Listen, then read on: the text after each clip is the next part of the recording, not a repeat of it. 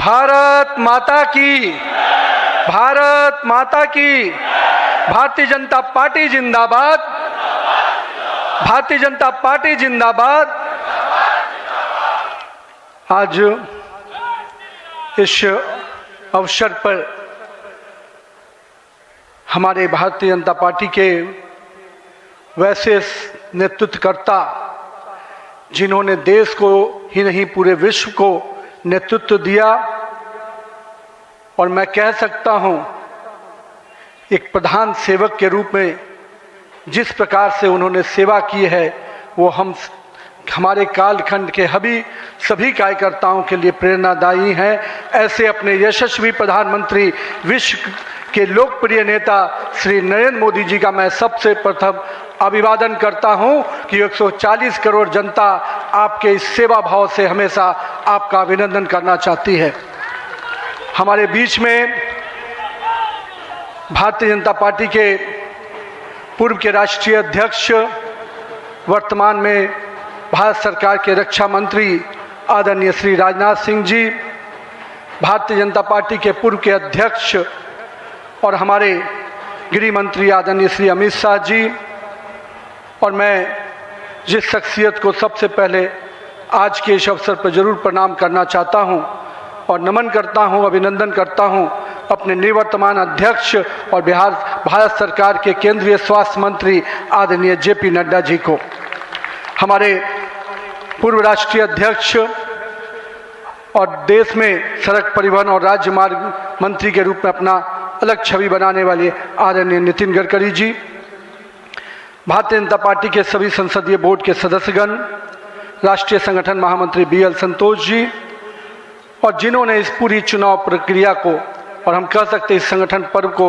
नेतृत्व दिया, वैसे अपने के लक्ष्मण जी, सभी राज्यों के माननीय मुख्यमंत्रीगण, हमारे सभी केंद्रीय मंत्रीगण, माननीय उप मुख्यमंत्रीगण, भारतीय जनता पार्टी के सभी राष्ट्रीय पदाधिकारीगण, सभी प्रदेशों से आए हुए हमारे माननीय प्रदेश अध्यक्षगण, माननीय संगठन महामंत्रीगण, और हमारे सभी इस राष्ट्रीय परिषद के जो हमारे नुमाइंदे प्रतिनिधि यहाँ उपस्थित हुए हैं, मैं उन सभी को का अभिनंदन करता हूँ और साथ ही साथ देश भर के सभी कार्यकर्ताओं को और यहाँ पर उपस्थित सभी कार्यकर्ता भाइयों को भी बहुत बहुत अभिनंदन और धन्यवाद करता हूँ। आज मैं सर्वप्रथम हृदय की गहराइयों से आप सबका आभार व्यक्त करता हूं जो हमारे मंच पर शीर्ष पर बैठे हैं, हमारा शीर्ष नेतृत्व, और यहाँ पर बैठा हुआ पार्टी का वैसा नेतृत्व जिसने हर बूथ तक भाजपा के विस्तार में योगदान दिया है। आपने मुझ जैसे सामान्य कार्यकर्ता को पार्टी का इस सर्वोच्च पद तक पहुँचाने का अवसर दिया है, मैं इसके लिए आप सभी को प्रणाम करता हूँ। माननीय आदरणीय प्रधानमंत्री जी, मैं हृदय से आपका आभार व्यक्त इसलिए करता हूं क्योंकि हम लोग ने हमेशा दूर से ही एक कार्यकर्ता के रूप में किस प्रकार से आप देश सेवा का काम लगातार कर रहे हैं। हमने हमेशा देखा कि जब पहली बार मैं गुजरात के आनंद में आपके साथ एक कार्यक्रम में शिरकत किया था, मुझे याद है मैं उस समय राष्ट्रीय महामंत्री था, और मैंने कहा जब आपको उस समय सद्भावना मिशन के कार्यक्रम में एक एक व्यक्ति को सुनते देखा, और जब कार्यक्रम की समाप्ति के बाद आपने अपना ग्रीन रूम में हम लोग से जब बातचीत किया तो किस भाव से वो इतने बड़ी संख्या में गुजरात के लोग आते क्यों हैं, आपने हम वहाँ पर बैठे हुए लोगों को समझाया कि ये व्यक्ति, ये जो इतने लोग आते हैं, ये केवल हमसे गुजरात की जो भावना जुड़ी है, जो विकास की भावना गुजरात को हमने अपने साथ जोड़ा है, इसके कारण इतने लोग आते हैं। मैंने उस दिन समझा कि एक व्यक्ति बड़ा तब बनता है जब लोगों की भावनाओं से अपने आप को जोड़ता है। मैं इसके लिए आज आपका इसलिए भी अभिनंदन करता हूं क्योंकि आपके कार्यकाल में मैंने देखा कि जो भाजपा की सोच रही है सर्वव्यापी और सर्वस्पर्शी, आपने उस सोच के साथ काम किया। आपने जो मूल मंत्र दिया, सबका साथ, सबका विकास, सबका विश्वास, सबका प्रयास, आज देश का हर पूरा जनमानस उसके साथ अपने आप को जोड़कर देख रहा है। मैं आज इस अवसर पर पुनः पूरे आदर और सम्मान के साथ अपने निवर्तमान अध्यक्ष जेपी नड्डा जी का अभिनंदन करता हूं, इसलिए कि पिछले कार्यकाल में मैंने देखा कि किस प्रकार से संगठन को आपने भूतपूर्व रूप से विस्तार खुद करते हुए किया। साथ ही साथ कार्यकर्ता आधारित कैसे राजनीति हो, इसको आपने बढ़ाया। और अभी बहुत बड़ी बात हम लोगों सब लोगों ने देखा, जिस कोरोना कालखंड में एक एक व्यक्ति अपने घर के अंदर महफूज हो रहा था, उस समय सेवा के उस परंपरा को, सेवा की संस्कृति को आपने जिस प्रकार से समाज में भाजपा कार्यकर्ताओं से आह्वान किया कि आप जाइए, आगे बढ़िए और सेवा के भाव से इस देश में कोरोना कालखंड में लोगों की सेवा कीजिए। पूरा संगठन आपके साथ खड़ा रहा। माननीय प्रधानमंत्री जी का जो निर्देश था, उसको आपने जिस तरीके से लागू किया, वो हम सब कार्यकर्ताओं के लिए अनुकरणीय हुआ। और मैं इसलिए उस समय को याद करता हूँ कि जब विपक्ष के लोग घर में दुबके थे और भाजपा कार्यकर्ता हर काल कोरोना के पीड़ितों की सेवा में लगा था, वो कहीं ना कहीं माननीय प्रधानमंत्री जी का यशस्वी नेतृत्व था, आपका मार्गदर्शन था, तभी हम उस कालखंड से, उस आपदा से निकलकर बाहर आ पाए। मैं आज इस अवसर पर पार्टी के अपने पूर्व के सभी राष्ट्रीय अध्यक्ष को स्मरण भी करता हूं और हमारे कई राष्ट्रीय अध्यक्ष जो यहाँ पर बैठे हैं, मैं उनका भी अभिवादन करता हूं। मैं देखा हूं 2006 में मैं पहली बार जब विधायक बना, उस कालखंड से लेकर किस प्रकार माननीय हमारे पूर्व के राष्ट्रीय अध्यक्ष राजनाथ सिंह जी ने पार्टी के कामों को हमेशा हर कार्यकर्ता से जुड़ने का प्रयास किया। मैंने जब नितिन गडकरी जी को देखा तो मैंने देखा कि किस प्रकार से संगठन के हर मोर्चा और सेल को उन्होंने गढ़ने का काम किया।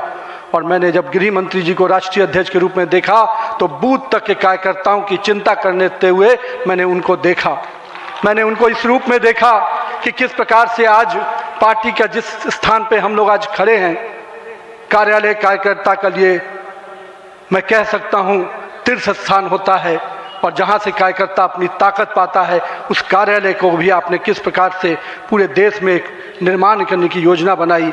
और आज हर बूथ का कार्यकर्ता अपने आप को उस तीर्थ पर जाकर अपने आप को धन्य महसूस करता है। मैं आज अपने पूर्व के सभी राष्ट्रीय अध्यक्षों को इस अवसर पे बहुत बहुत अभिनंदन करता हूं और साथ ही साथ उन सब को स्मरण करते हुए उनका आभार व्यक्त करता हूं कि उन्होंने पार्टी को इस मुकाम तक पहुंचाने में बहुत बड़ा योगदान दिया है। मैं आज नमन करता हूं उन लाखों कार्यकर्ताओं को जिन्होंने पार्टी का संगठन, राष्ट्रवाद के विचार और भारत माता की मान बढ़ाने के लिए अपना जीवन न्यौछावर किया। आज उनकी तपस्या और त्याग ही है का परिणाम है कि आज पार्टी इस ऊंचाई तक पहुंच पाई है। मैं उस भूमि से आता हूं जहां महात्मा बुद्ध, महावीर, चाणक्य, सम्राट अशोक, आर्यभट्ट, गुरु गोविंद सिंह, जेपी, राजेंद्र बाबू और जननायक कर्पूरी ठाकुर की वो भूमि को भी मैं नमन करता हूं। उस पाटलिपुत्रा की भूमि को भी नमन करता हूं। साथ ही साथ इस अवसर पर मैं अपने माता और पिता को भी निश्चित रूप से स्मरण करते हुए उनको नमन करता हूं, क्योंकि कहीं ना कहीं आज मेरे व्यक्तित्व में किसी एक शख्सियत का मैं मानता हूं तो निश्चित रूप से मेरे माता पिता का संस्कार, पार्टी का विचार और कहीं ना कहीं मेरे बड़ों का मार्गदर्शन मुझे यहाँ तक पहुँचाया है और मेरे कार्यकर्ताओं का स्नेह मुझे यहाँ पर पहुँचाया है।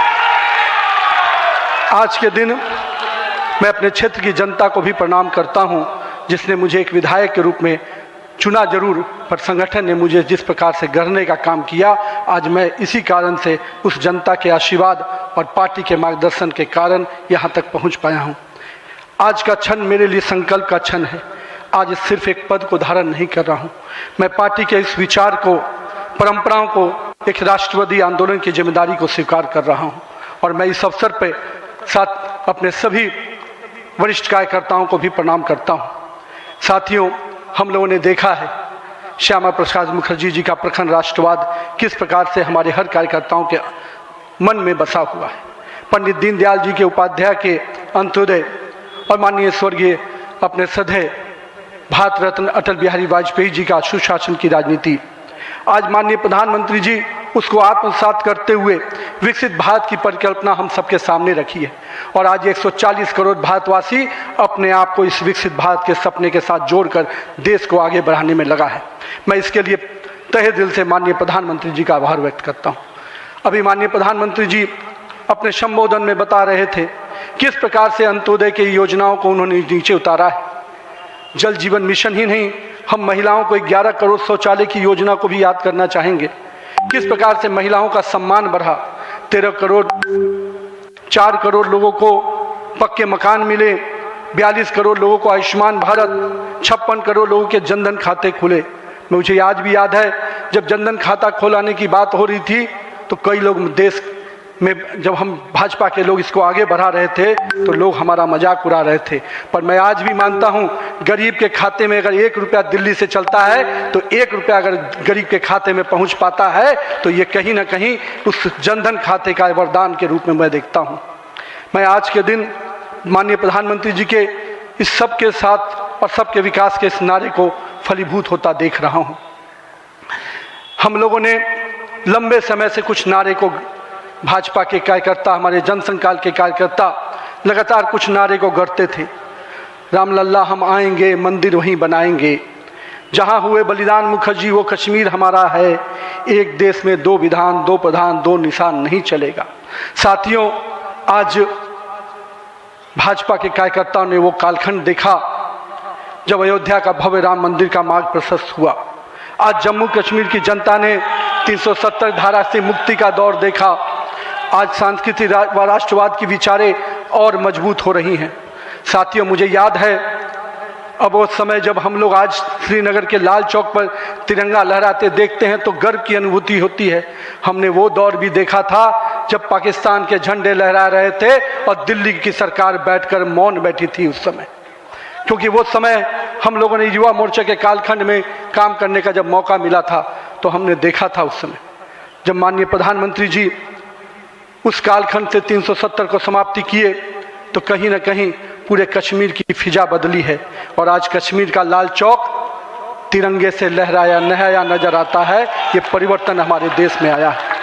साथियों, हम भारतीय जनता पार्टी के उस समान राजनीतिक दल नहीं जिसके लिए हम काम करते हैं, हम उस विचार के साथ काम करते हैं जिस विचार से हम राजनीतिक अभिव्यक्ति के साथ साथ उस नारे के साथ काम करते हैं जहां राष्ट्र प्रथम के नारे, नेशन फर्स्ट, पार्टी नेक्स्ट और सेल्फ लास्ट, माननीय प्रधानमंत्री जी ने इस नारे के साथ हम लोग को जोड़ा है, हमारे नेतृत्वकर्ता ने हमें जोड़ा है और हम सब के लिए ये प्राथमिकता होनी चाहिए कि हम राष्ट्र के आगे रखकर ही अपने कामों को आगे बढ़ाएं।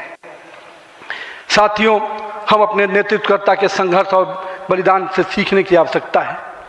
ये हम वैसे राजनीतिक दल के लोग हैं जहां राजनीतिक सत्ता नहीं साधना है, राजनीतिक भोग नहीं त्याग है, राजनीतिक ऐशो आराम नहीं तपस्या है, राजनीतिक कोई पदभार नहीं उत्तरदायित्व है। तो आइए हम सब कार्यकर्ता इस संकल्प के साथ अपने नेतृत्वकर्ता के इस परिश्रम और पुरुषार्थ के साथ अपने आप को जोड़ें।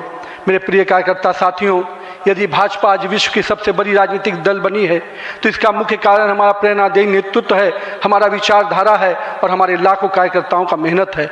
वो कार्यकर्ता जो बिना फोकस में आए अनवरत काम करता है, वो कार्यकर्ता जो कठिन से कठिन परिस्थिति में भी भारत का ध्वज झुकने नहीं देता है, वो कार्यकर्ता जो सीना ठोक के कहता है तेरा वैभव अमर रहे माँ, हम दिन 4 रहे न रहे। आइए इस भारत की कल्पना को जो माननीय प्रधानमंत्री नरेंद्र मोदी के नेतृत्व में लगातार हम आगे बढ़ रहे हैं, आज हम भी उस परिकल्पना के साथ अपने आप को जोड़ें। हमारे नेताओं कार्यकर्ताओं का परिश्रम ही है जो आज हम यहाँ तक पहुँचे हैं, लेकिन वर्तमान पीढ़ी को भी अपने हिस्से का त्याग, तपस्या और पुरुषार्थ करना होगा, क्योंकि विकसित भारत के अगर संकल्प को सिद्धि तक पहुँचाना है, एक ऐसा भारत जहाँ समृद्धि भी हो, सशक्त भी हो, समरस भी हो, आत्मनिर्भर भी हो, तो हमारे कालखंड के कार्यकर्ताओं को भी अपने हिस्से का पुरुषार्थ, त्याग और तपस्या करना पड़ेगा। साथियों, हमारे प्रधानमंत्री जी ने हमेशा अलग अलग समूहों की बात की। अमृतकाल के लिए 4 समूहों की जो बात की उसमें युवा, महिला, किसान और गरीब है। हमें अब इन नई पहचानों के साथ आगे बढ़ना है, तभी हम आधुनिक, प्रगतिशील और विकसित भारत की कल्पना को साकार कर पाएंगे। आज 15 अगस्त 2024 के दिन जब माननीय प्रधानमंत्री जी ने आज भी उसकी चर्चा की और 15 अगस्त 2024 को जब लाल किले की प्राचीर से माननीय प्रधानमंत्री जी ने युवाओं को सार्वजनिक जीवन में आने का आह्वान किया, तो मैं देश के युवाओं से कहना चाहूँगा, राजनीति से दूरी समाधान नहीं, सक्रिय भागीदारी ही समाधान है। आइए एक सकारात्मक राजनीति के लिए युवाओं को आगे आने की आवश्यकता है। लेकिन साथ ही साथ मैं युवा साथियों से कहूँगा, मेरे भाइयों, राजनीति शॉर्टकट नहीं है, राजनीति 100 मीटर का रेस नहीं है, राजनीति लॉन्ग मैराथन है, जहां स्पीड का नहीं स्टेमिना का टेस्ट होगा। तो आइए राजनीति के इस पिच पर हम अपनी जड़ों को मजबूत कर कर काम करें। और भारतीय जनता पार्टी का वॉच टावर तो बहुत स्ट्रांग होता है मित्रों, इसलिए आप अपने बूथ में निरंतर रूप से काम करते रहिए, अपने मंडल में काम करते रहिए। भाजपा का वॉच टावर, भाजपा का केंद्रीय नेतृत्व इतना मजबूती तरीके से हर पारी से नजर रखता है, कहीं ना कहीं आपको भी उस मुकाम तक पहुंचाएगा।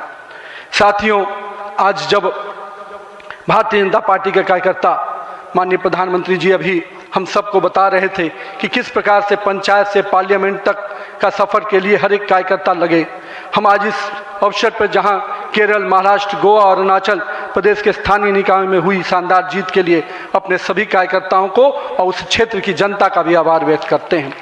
लेकिन मित्रों, अगर पंचायत से पार्लियामेंट का सफर तय करना है और लगातार हर जगह पर भारतीय जनता पार्टी का परचम लहराना है, तो हमको अपने समय के लिए पूरा मेहनत और परिश्रम की पराकाष्ठा करनी है। चूँकि अगर 2047 का विकसित भारत बनाना है, तो हमको भी अपने पूरे मेहनत और परिश्रम के साथ उसमें जुड़ना होगा।